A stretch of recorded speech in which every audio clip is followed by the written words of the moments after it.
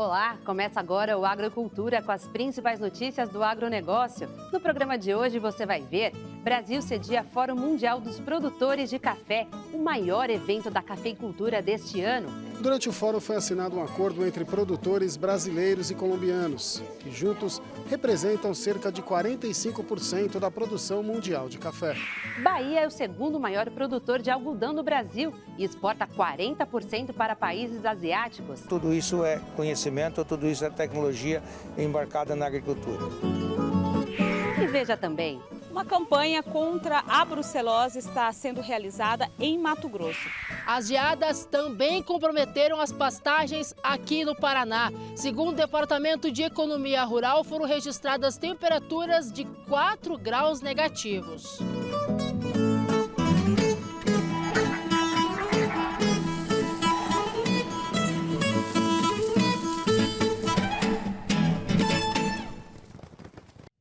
Pela primeira vez, o Brasil sediou o Fórum Mundial dos Produtores de Café, o maior evento da cafeicultura deste ano. Durante 2 dias, produtores, pesquisadores e especialistas se reuniram em Campinas, no interior de São Paulo, para debater propostas visando melhorar os rendimentos da cadeia produtiva do café. No Brasil, o preço mínimo da saca de 60 quilos do café arábica, o mais consumido, é de R$ 362. Mas produtores afirmam que o custo da produção está quase empatando com o da venda. Em vários países, produtores dizem que estão recebendo menos do que o custo de produção. Com menos recursos para cuidar dos cafezais, agricultores estão optando por outras culturas e migrando para áreas urbanas. Produtores e exportadores de café de 24 países se reuniram em Campinas, no interior de São Paulo, para debater melhorias e a sustentabilidade econômica de quem planta o grão, que tem preço mais baixo em 10 anos. Os preços de café eles baixaram muito nos últimos 2 anos. Os países da América Central já estão sofrendo com isso antes do Brasil e agora chegou para nós também, mesmo mecanizado, com muita produtividade, com esses preços o produtor não está tendo sustentabilidade econômica. Então esse fórum está tratando de meios de nós solucionarmos essa questão. Jeroen é mexicano e Nelson colombiano. Eles representam pequenos produtores de café de 30 países na América Latina, África e Ásia. O preço do café é muito baixo, somente fazendo aliança é possível entre muitos pequenos produtores se juntar, trabalhar juntos a nível local, a nível nacional, a nível internacional. Nos últimos 10 anos, o preço do café caiu cerca de 30%. Hoje, 25 milhões de famílias vivem do grão. Para tentar salvar os pequenos produtores, foram apresentadas algumas propostas. Uma delas visa manter o preço mínimo de venda. Outra é a criação de um fundo internacional de 10 bilhões de dólares, formado por produtores, indústria, governos e compradores. Produtores de mais de 30 países enviaram documento aos 20 maiores compradores de café do mundo, mostrando a situação dos pequenos e médios produtores e pedindo aumento no valor do grão. Existe um desequilíbrio entre oferta e demanda, oferta em excesso, o preço cai. O que precisamos fazer? Várias coisas discutidas hoje. A última a discutir é o aumento de consumo. Nós vamos fazer agora. O aumento de consumo você não cria da noite para o dia. A regra é, onde está acostumado a tomar café, que nem o Brasil, Colômbia, México, você precisa fazer alguma coisa para chacoalhar o consumidor, fazer o café ficar moderno, ficar chique, melhor qualidade. Tem país que consome chá. A Índia, a Indonésia, China. Lá é mais fácil. A indústria sozinha consegue fazer. No Brasil, 80% da produção de café vem da agricultura familiar e, segundo o Ministério da Agricultura, a cadeia emprega mais de 8 milhões de pessoas. Somos o maior produtor e exportador do grão. Neste ano, a previsão é de quase 54 milhões de sacas de 60 quilos. O número é 10% menor do que a produção recorde do ano passado, que foi de 60 milhões de sacas. Mesmo assim, o número é considerado bom, já que a cultura bienal tem um ano de safra menor e outro de maior colheita. O mundo consumiu no ano passado 165 milhões de sacas de café. Cerca de 35% foi produzido no Brasil, 18% no Vietnã, 9% na Colômbia, 6% na Indonésia, 5% na Etiópia e Honduras e 3% na Índia. Outro tema discutido foi o clima. A preocupação é com o aquecimento global e as temidas geadas, que podem destruir as plantações e trazer enormes prejuízos. Várias lavouras de café no Brasil sentiram há alguns dias os efeitos do frio intenso. Durante o fórum foi assinado um acordo entre produtores brasileiros e colombianos, que juntos representam cerca de 45% da produção mundial de café. Dos colombianos para nós, eles têm uma expertise em marketing muito maior do que a nossa, trabalharam muito bem o café deles pelo mundo, né? Eles têm também uma atuação na Bolsa já mais desenvolvida do que nós. O Brasil pode ter esse tipo de impulso, né, nessa parceria. E do outro lado deles, nós podemos estar mostrando as nossas cooperativas, o fundo que nós temos, o Funcafé, que ajuda demais. Então nós temos coisas para mostrar também, que são, eu diria, respeitadas aí os interesses de cada país, mas são alternativas que poderão ser usadas em conjunto sem nenhum prejuízo, só com vantagem para os dois lados. Aumentar o consumo, tentar otimizar e baratear a produção e trocar o grão por outro de maior qualidade são alternativas para tentar driblar o momento de crise financeira. Outra opção é o uso da tecnologia. Este aplicativo, chamado de Fazenda Digital, é voltado ao pequeno e médio produtor e tem o objetivo de otimizar a gestão da fazenda e diminuir custos. Pelo celular, é possível rastrear e ter informações de desempenho de qualquer equipamento de produção. Consiga acompanhar isso até em tempo real, o que realmente está acontecendo na fazenda dele. Tá? A gente tem uma visão geral de qual que é o tamanho da fazenda dele, quanto que já foi percorrido na parte de rastreamento do maquinário dele, chegando ao ponto de ver realmente em qual rua ele passou. Veja a seguir as principais notícias do campo desta semana. As geadas também comprometeram as pastagens aqui no Paraná. Segundo o Departamento de Economia Rural, foram registradas temperaturas de 4 graus negativos.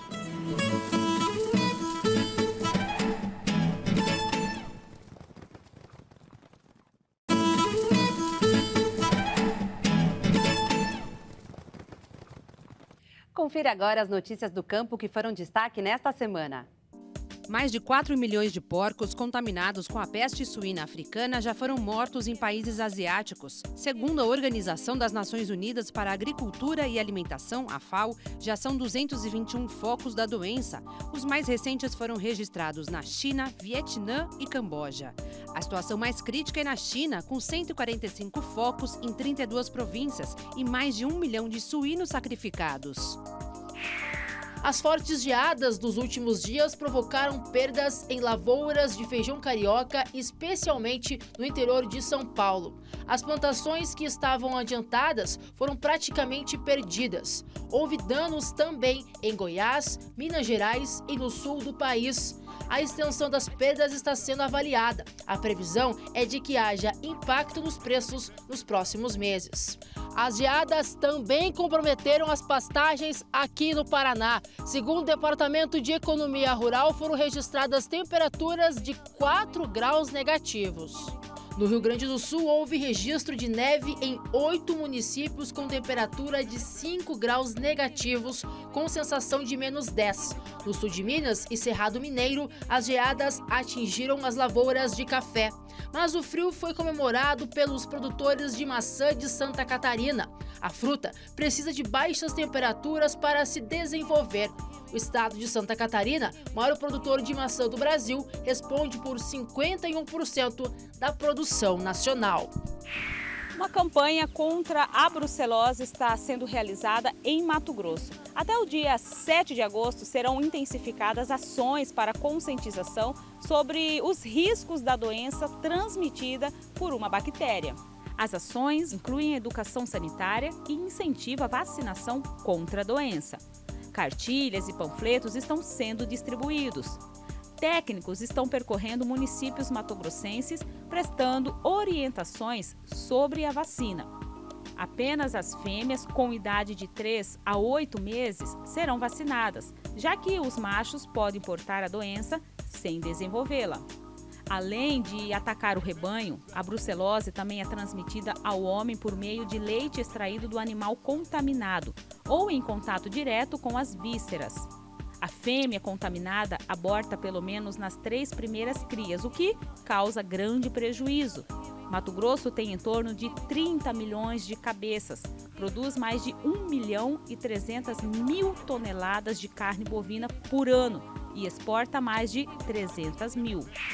A Companhia Nacional de Abastecimento, CONAB, divulgou o 10º levantamento da safra de grãos 2018-2019. Os dados apontam que a produção brasileira deve chegar a 240 milhões e 700 mil toneladas, recorde da série histórica. O crescimento estimado é de 5,7% acima da safra anterior. O milho, segundo a safra, é o maior destaque. A produção do grão pode chegar a 72 milhões e 400 mil toneladas. A Câmara aprovou o texto base da proposta da reforma da Previdência.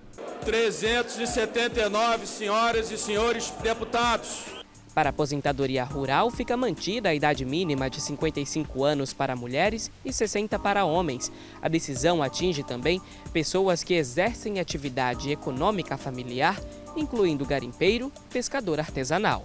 8 milhões de brasileiros acima dos 65 anos vivem da agricultura familiar, segundo o IBGE. O texto aprovado estabelece para o trabalhador urbano idade mínima de aposentadoria de 62 anos para mulheres, com 15 anos de contribuição, e de 65 para homens, com 20 anos de contribuição. Após a aprovação na Câmara, o texto vai para o Senado.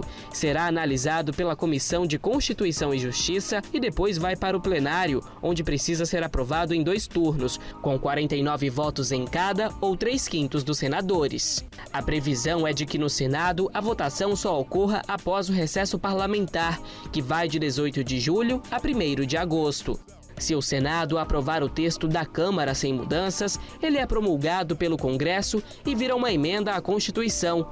Caso apenas uma parte seja aprovada pelo Senado, ela será promulgada e o que foi mudado volta para a Câmara para ser analisado. O Senado pode ainda aprovar um texto diferente. Se isso acontecer, ele volta para a Câmara. Vamos ver agora o comentário do engenheiro agrônomo Chico Graziano. A reforma da Previdência, que foi aprovada esta semana na Câmara dos Deputados, poderá trazer um efeito muito positivo para a agricultura brasileira. Por quê? Porque todos os economistas esperam e analisam o fato de que, se o Brasil consegue consertar esse rombo das suas contas públicas, e a Previdência é o principal responsável pelo rombo, o Brasil voltará a receber investimentos e vai voltar a crescer a sua economia. Nós estamos com uma taxa de crescimento da economia muito pequena em toda essa década. Se nós pegarmos de 2010 até o ano que vem, que vai fechar em 2020, o Brasil terá crescido, na média, 0,8% o seu PIB. É muito pouco. Na década perdida, que assim que é chamada, dos anos de 1980 a 1990, o Brasil cresceu 1,6% ao ano. Pouco, mas melhor do que nós estamos agora. O que significa isso? Significa que, com a reforma da Previdência, os investimentos voltando e o Brasil crescendo, vai aquecer o mercado interno. Esta é que é a diferença. Se o Brasil voltar a crescer, isso vai ter um efeito incrível sobre a demanda por alimentos, carnes, frutas, verduras. Os brasileiros, com o crescimento da economia, vão consumir mais. Essa imensa massa de pessoas desempregadas vai conseguir emprego e novas atividades vão gerar no Brasil. Sem demanda, não adianta ofertar. A agricultura precisa do crescimento da economia para se viabilizar. Não só olhar para o exterior, não só pensar em commodities, não só pensar nas exportações. A agricultura do Brasil tem que atender à segurança alimentar aqui dentro e exportar para todo mundo lá fora. A seguir, você vai ver a produção do algodão na Bahia, estado que ocupa o 2º lugar no ranking nacional. A gente volta já.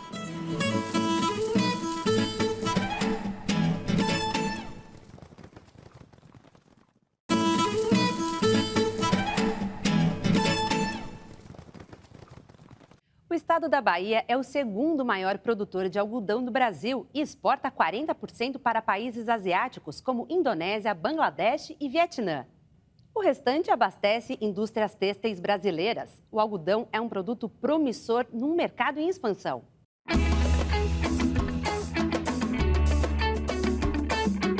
Agricultura eficiente, uma realidade do Oeste baiano.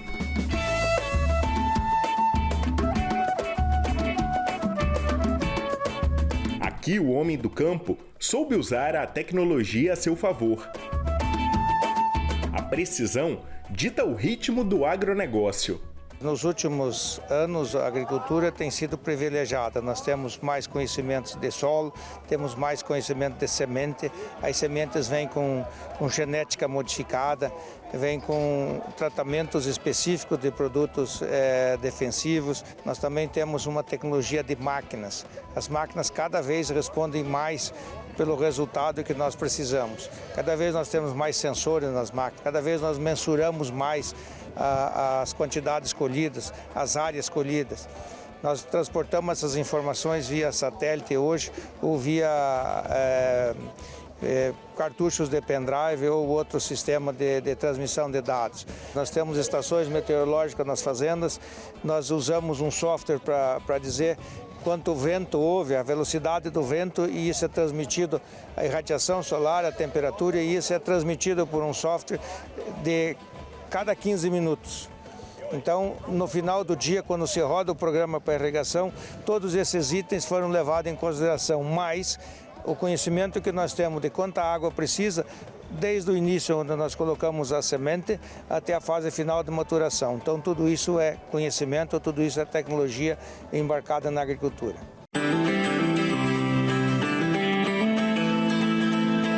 Há pouco mais de 30 anos, as terras de Barreiras, Correntina e Luiz Eduardo Magalhães, no oeste da Bahia, eram praticamente inférteis para a agricultura.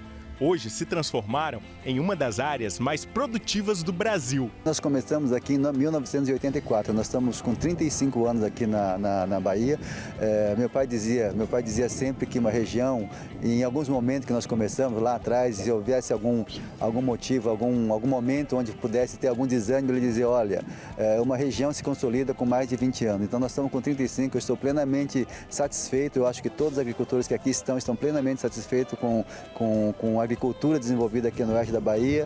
Eu sou paranaense, eu tenho muito mais anos de vida aqui na Bahia do que no estado onde eu nasci, no Paraná.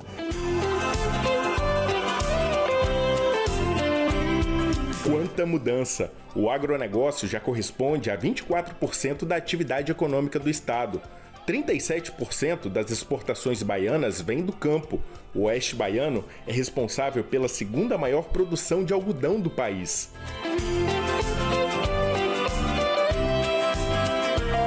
E é justamente esta a grande aposta dos produtores da região. O algodão deve ter um crescimento nesta safra de 15% em relação ao ano passado. A Bahia pode atingir este ano a marca histórica de produção de 1,5 milhão de toneladas de caroço e pluma, segundo a Associação Baiana dos Produtores de Algodão, a ABAPA. O Brasil, na década de 90, era o segundo maior importador de algodão. Aí nós, agricultores, fomos buscar tecnologia nos Estados Unidos, na Austrália, na Argentina, em qualquer lugar. E somamos isso com a Embrapa, com as universidades, com os pesquisadores, enfim, e transformamos tudo isso no que hoje é a melhor tecnologia de produzir algodão do mundo. E por isso nós temos essas produtividades. Enquanto os americanos, o agricultor americano, produz 900 quilos de fibra de algodão, nós produzimos 1.600, 1.700 quilos. Por isso, encontros como este, realizados com produtores para troca de experiências, são tão importantes. É muito importante essa troca de ideia, troca de conhecimentos. Vem pessoas de outras regiões, de outros estados, e a gente se sente muito honrado com isso. O algodão da Bahia, eu não tenho dúvidas que é o melhor algodão do Brasil, né? A gente tem aqui efeitos da natureza que nos ajudam com isso, né? A luminosidade, o solo, enfim. E a gente está aí como o segundo maior produtor, né, em termos de área, e alcançando a cada safra excelência em produtividade, né? E isso mostra que o estado, né, a região oeste da Bahia, o estado inteiro, a Bahia inteira tem essa grande importância a nível nacional. O Brasil conquistou a segunda posição mundialmente em termos de exportação. Cotonicultura vem avançando, cotonicultura é, diria assim, uma vanguarda do agricultor, do agronegócio brasileiro, porque é onde se emprega a tecnologia, onde se respeita o meio ambiente e traz todo o aspecto trabalhista, em função da forma com que ele se dá e a relação que os agricultores têm com os seus colaboradores. Produzir algodão com esse grau de produtividade, com essa tecnologia, capacidade de manejo que vocês têm aqui, é realmente uma grande conquista. Esta é uma matriz econômica que certamente vai dar para a Bahia uma outra oportunidade, muito diferente da que tem hoje. Vocês estão trabalhando muito bem, além da produção qualificada, trabalhando também em comunicação e imagem, que é uma parte da lavoura que nós não fizemos até hoje. Normalmente, produzir alimentos ou algodão no Brasil continua sendo alguma coisa que no centro urbano é criminalizado. Quem observa um ambiente como nós temos aqui, observa exatamente o inverso. Aqui tem um Brasil que dá certo. Eu considero a Bahia como um produtor de algodão só. E todo mundo se ajuda e acaba crescendo. Porque hoje nós temos que pensar não no mercado nacional, e sim no mercado internacional. Então a qualidade nossa tem que ser padrão. Todos os produtores têm que ter alto nível para que a gente possa exportar nosso algodão e fornecer para o mercado interno tudo coisa de primeira linha. A fórmula da eficiência apresentada pelo Oeste Baiano para o Brasil é simples: integrar tecnologia e boas práticas de produção para se ter uma agricultura forte e sustentável. Os agricultores têm feito um excelente trabalho em termos de tecnologia. Imagina que o cerrado aqui onde nós estamos tinha 1% de matéria orgânica e após ser cultivado 30 anos depois, nós temos 1,6% de matéria orgânica. Isso é um ganho enorme e essa melhoria e fertilização dos solos é que nos dá a melhor produtividade de algodão não irrigado do mundo, se somando, claro, às outras tecnologias, plantio direto, máquinas eficientes, os tratos culturais, quer dizer, insumos defensivos agrícolas, sementes, essa junção é que nos dá essa produção do algodão na Bahia.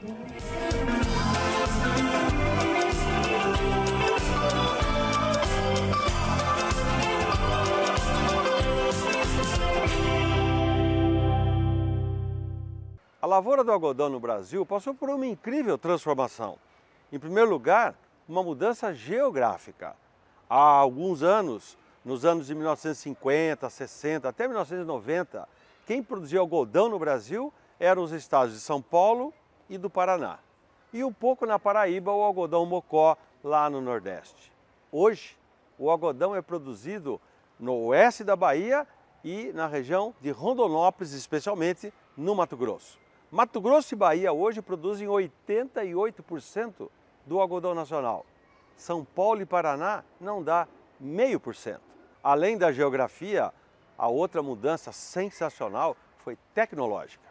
A produtividade do algodão hoje, produzida no Cerrado, é 4 vezes superior ao algodão que se produzia aqui em São Paulo e no Paraná. Novas variedades, novos processos de condução das lavouras, tudo mudou no algodão. A fibra de muito melhor qualidade. Qual é a vantagem do Cerrado? Quando vai colher o algodão, está seco, já acabou o período de chuva.